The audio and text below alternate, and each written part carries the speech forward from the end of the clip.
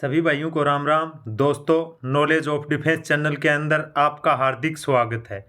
दोस्तों, आपके लिए जीके प्लस जीएस की इम्पोर्टेंट वीडियोस लेकर मैं आ गया हूं। बहुत इम्पोर्टेंट वीडियो है। सभी एग्ज़ाम में इसके क्वेश्चन आते हैं, चाहे वो आर्मी जीडी हो, क्लर्क हो, नर्सिंग स्टैंड हो, चाहे टेक्निकल हो। तो पहला क्वेश्चन जो है आपके लिए है, पृथ्वी पर सबसे तेज चलने वाला प्राणी कौन सा है?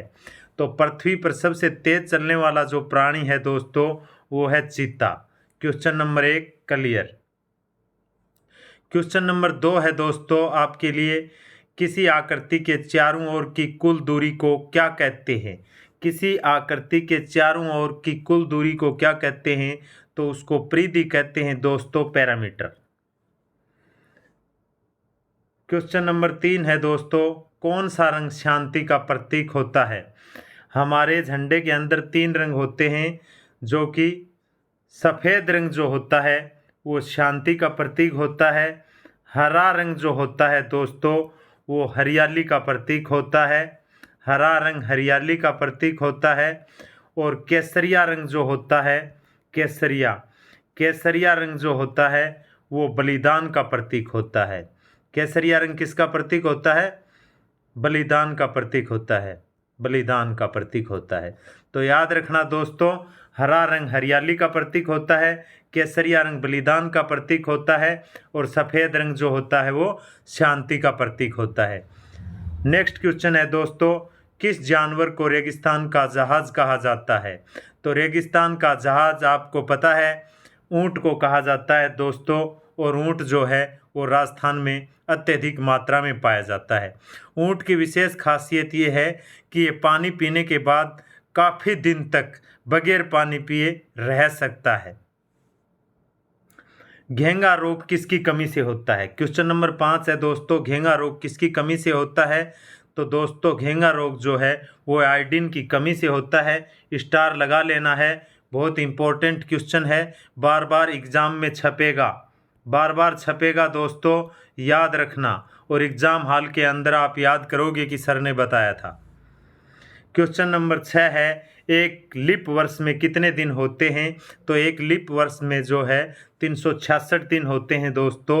एक वर्ष में 265 से ही 1/4 दिन होते हैं।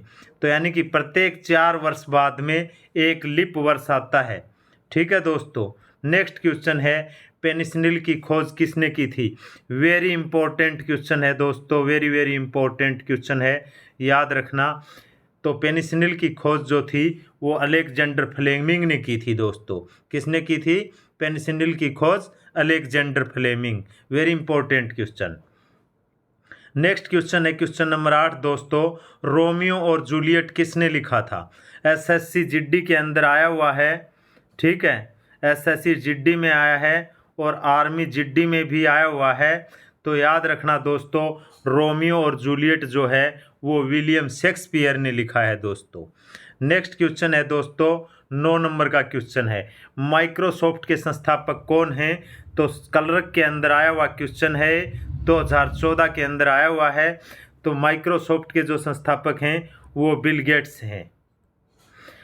ब्रोकन विंग पुस्तक के लेखक कौन हैं? ब्रोकन विंग पुस्तक के लेखक जो हैं दोस्तों वो सरोजिनी नायडू जी हैं। नेक्स्ट क्वेश्चन है, मानव शरीर का सबसे संवेदनशील अंग कौन सा है?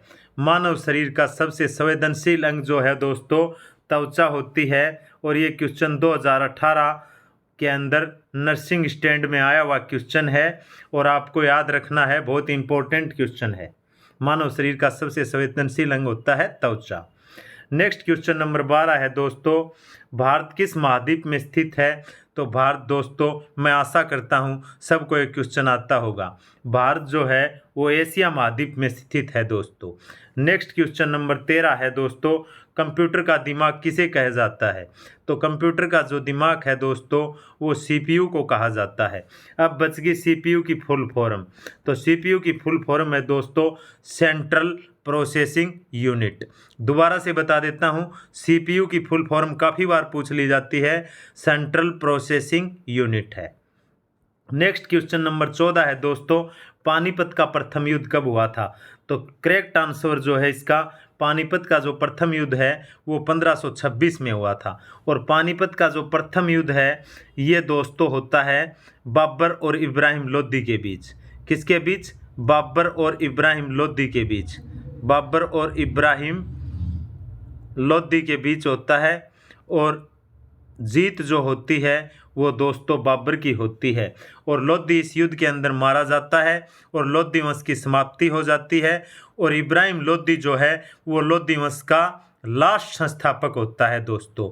और 10 सितंबर को जो एग्ज़ाम हुआ था उसके अंदर आपके अंदर क्वेश्चन जो आया था वो ये था कि लोदी वंश का संस्थापक कौन था। अगर लोदी वंश का संस्थापक पूछा जाता है तो आपको बहलोल लोदी बताना है।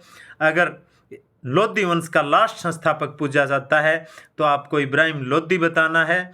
और पानीपत का अगर आपको द्वितीय युद्ध पूछा जाता है, पानीपत का अगर आपको द्वितीय युद्ध पूछा जाता है तो द्वितीय युद्ध दोस्तों 1556 में होता है। किस में होता है? 1556 में। 1556 में होता है और ये होता है हेमू ओब्लिक अकबर के बीच। हेमू और अकबर के बीच होता है और जीत जो है दोस्तों यहाँ पे अकबर की होती है। अगर पानीपत का तृतीय युद्ध पूछा जाता है, तीसरा युद्ध अगर पूछा जाता है तो दोस्तों 1761 में होता है। और 1761 में अहमद शाह अब्दाली और मराठों के बीच होता है। और जीत जो है अहमद शाह अब्दाली की होती है। अहमद शाह अब्दाली और मराठों के बीच जो है ये युद्ध होता है और जीत जो होती है वो अहमद शाह अब्दाली की होती है। तो पानीपत से रिलेटेड जो तीनों युद्ध थे मैं आपको बता चुका हूँ और किस किस के मध्य हुआ था ये भी मैंने आपको बता दिया है। तो याद रखना दोस्तों, तीनों क्वेश्चन एग्जाम की दृष्टि से बहुत इंपॉर्टेंट हैं। गुरुदेव भगत सिंह और सुखदेव को फांसी की सज़ा कहाँ हुई थी? तो गुरुदेव भगत सिंह और सुखदेव तीनों को जो फांसी की सज़ा हुई थी दोस्तों वो लाहौर की सेंट्रल जेल में हुई थी। और इनको फांसी जो तोड़ा गया था वो 23 मार्च 1931 को इनको फांसी हुई थी। लाहौर की सेंट्रल जेल में इनको फांसी तोड़ी गई थी। तो ये क्वेश्चन भी आपके लिए एग्ज़ाम की दृष्टि से बहुत इंपॉर्टेंट है। और मेरे सारे के सारे जो क्वेश्चन हैं वो बहुत इंपॉर्टेंट होते हैं, इसलिए कोई भी वीडियो आपको मिस नहीं करना है। और जो बच्चे नेक्स्ट में एग्ज़ाम की तैयारी कर रहे हैं, मार्च के अंदर GD, clerk, nursing stand, technical सभी के एग्ज़ाम होंगे, तो इसके लिए सारी वीडियो, पीछे वाली वीडियो भी आप देखते रहें ताकि आसानी से आप अपने रिटर्न को कवर कर सको, अपने सिलेबस को कवर कर सको और रिटर्न के अंदर सफलता प्राप्त कर सको और आर्मी का आप हिस्सा बन सको। क्वेश्चन नंबर 16 है दोस्तों, तराइन का प्रथम युद्ध कब हुआ था? तो तराइन का प्रथम युद्ध जो हुआ था दोस्तों ये यहाँ पे टाइप करने में गलत हुआ है, 1191 ईस्वी के अंदर हुआ था। और द्वितीय युद्ध जो हुआ था वो 1192 में हुआ था। सिर्फ इसमें अंतर ये था कि दोनों ही जो युद्ध थे इनमें दोनों युद्ध में मोहम्मद गौरी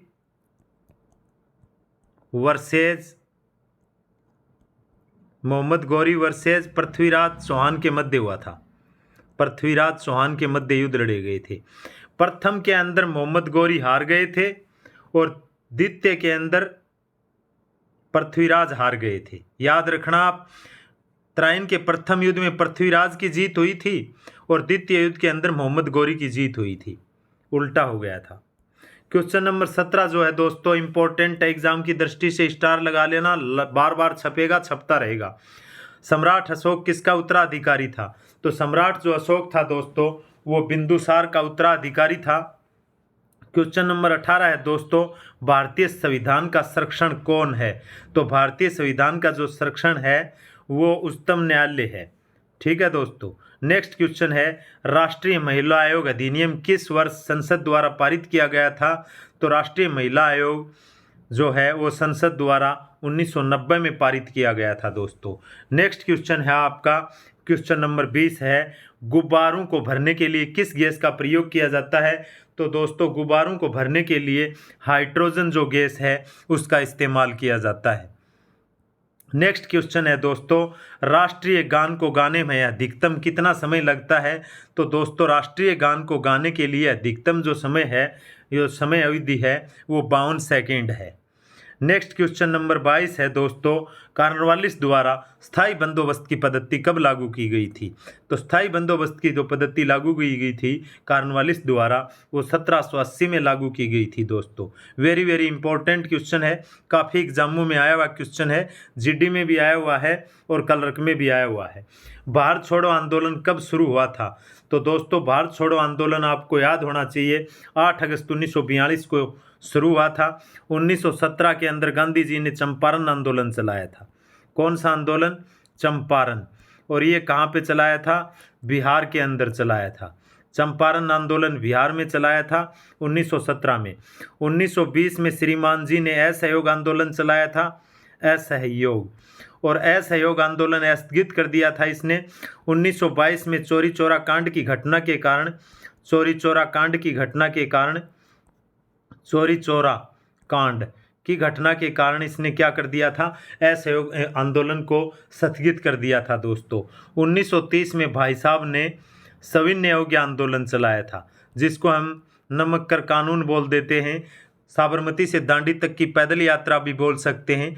तो सभी क्वेश्चन एग्जाम की दृष्टि से बहुत इंपॉर्टेंट हैं। सारे के सारे क्वेश्चन गांधी जी से संबंधित जितना फैक्ट है आपको टोटली याद रखना पड़ेगा, मैं बार बार बता रहा हूं आपको। नेक्स्ट क्वेश्चन है, नीली क्रांति का संबंध किससे है दोस्तों? तो नीली क्रांति का जो संबंध है वो मत्स्य उत्पादन से है। अगर सफ़ेद क्रांति का अगर संबंध पूछ लिया जाता है आपको, तो सफ़ेद क्रांति जो है दोस्तों, सफ़ेद क्रांति ये जो है ये दुग्ध से संबंधित है। किससे संबंधित है? दुग्ध से संबंधित है। तो याद रखना दोस्तों, नीली क्रांति का संबंध मत्स्य उत्पादन से, सफ़ेद क्रांति का संबंध दुग्ध उत्पादन से है। नेक्स्ट नंबर क्वेश्चन 25 है, कौन सा राज्य मसाला उत्पादन के लिए प्रसिद्ध है दोस्तों? आर्मी जीडी के अंदर बार बार आया हुआ क्वेश्चन है और आपको याद रखना पड़ेगा, मसाला उत्पादन के लिए केरल जो राज्य है वो प्रसिद्ध है दोस्तों। क्वेश्चन नंबर 26 है, मदर टेरेसा का जन्म कहाँ हुआ था?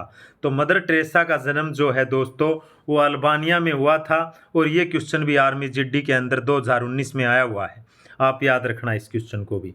विद्युत बल्ब में भरी जाती है, बार बार टपकता है दोस्तों, बार बार टपकता है और बार बार छपेगा। तो दोस्तों विद्युत बल्ब में भरी जाने वाली जो गैस है वो नाइट्रोजन गैस है, याद रखना दोस्तों। मगध के उत्पादन के लिए कौन सा शासक उत्तरदायी था? मगध के उत्थान के लिए कौन सा शासक उत्तरदायी था? तो वो था बिम्बसार। बिम्बसार जो था वो मगध के उत्थान के लिए उत्तरदायी था। अब क्वेश्चन नंबर 29 है दोस्तों, भारतीय संविधान को बनाने में कितना समय लगा था?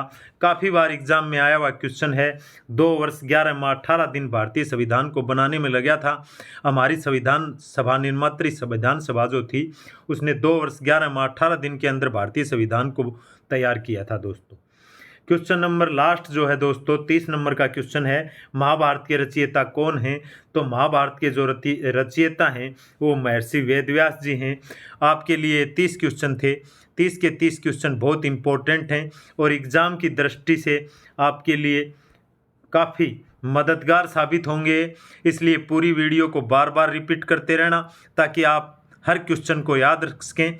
और एग्ज़ाम से संबंधित मैंने पीछे GK, GS, full model paper भी दोस्तों आपको डाले हैं, वो भी आप याद रखना। और नॉलेज ऑफ डिफेंस चैनल की तरह ही मैंने इसी की तर्ज पे नॉलेज ऑफ डिफेंस एकेडमी, जो कि आपके राजस्थान के चूरू डिस्ट्रिक्ट के सादुलपुर जंक्शन के नियरेस्ट बहल रोड पे शुरुआत हो गई है दोस्तों।